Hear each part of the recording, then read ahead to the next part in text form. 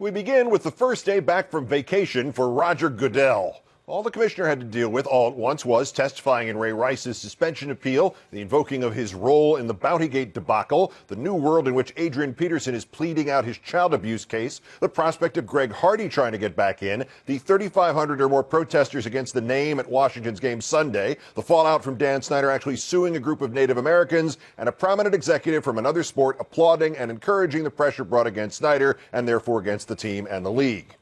The Ray Rice hearing is getting the most play, but it may not be the most important. While it will look like a lawsuit or a legal hearing, it is neither. It is merely an internal appeal of an NFL suspension.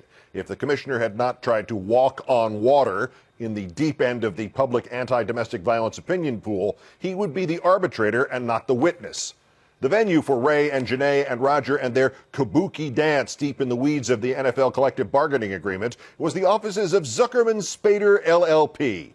It would be wall-to-wall lawyers in there. Think the Yale Bowl, only full of lawyers. The rule of thumb is if the space can hold 750 lawyers, 751 will attempt to get in.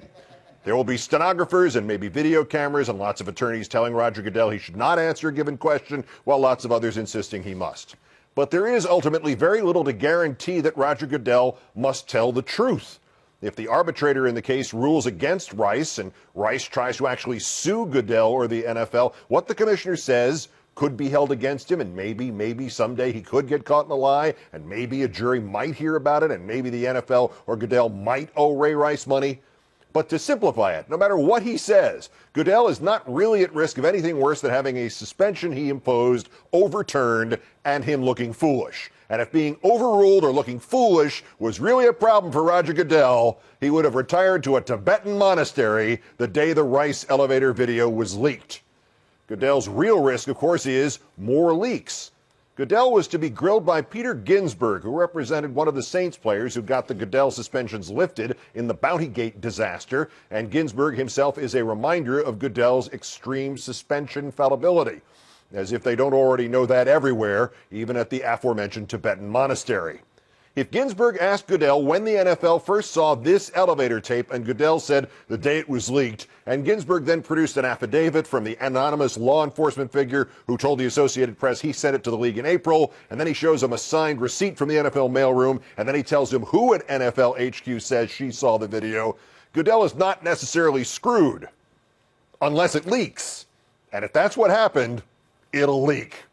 Short of that, if the only thing that actually happens is the arbitrator shortens the Rice suspension, it'll be nothing worse than kicking the commissioner in the shins.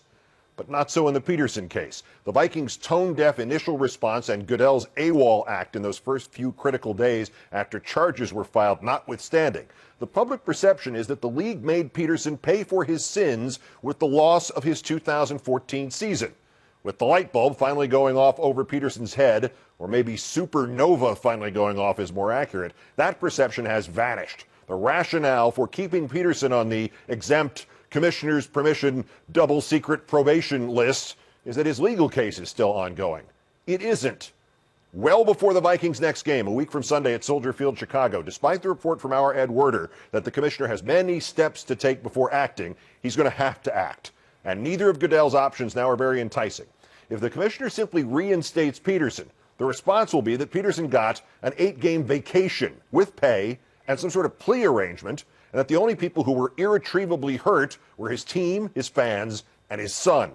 If the commissioner removes Peterson from the exempt commissioner's permission catch-22 list and instead suspends him, well, depending on how the Ray Rice hearing is going, the commissioner may find himself back in the offices of Zuckerman Spader LLP, that Yale Bowl only with lawyers, answering more questions about what he knew and when he knew it.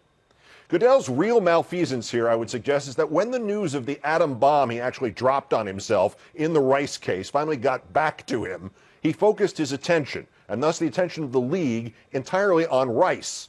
There weren't even platitudes and hand-wringing about child abuse, not even a mention of some kind of league-wide education program for players on what you can and cannot do in disciplining your kids, no matter what Uncle Goober did to you when you were a young'un. Throw in the stuff about Greg Hardy's domestic violence forced vacation and this cockamamie lawsuit by Snyder against the Native Americans who successfully petitioned against the team trademark, and the Washington name protest in Minnesota, and the others scheduled for the rest of the year, and the added bonus of Phil Jackson, who, after all, is a team president in another big-time American sport.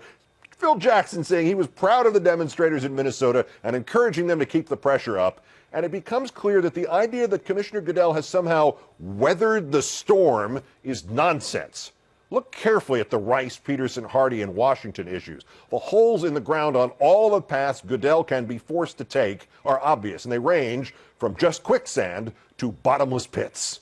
And the good outcome you may hear some commentators suggest remains a possibility for the commissioner? Sorry, there isn't one.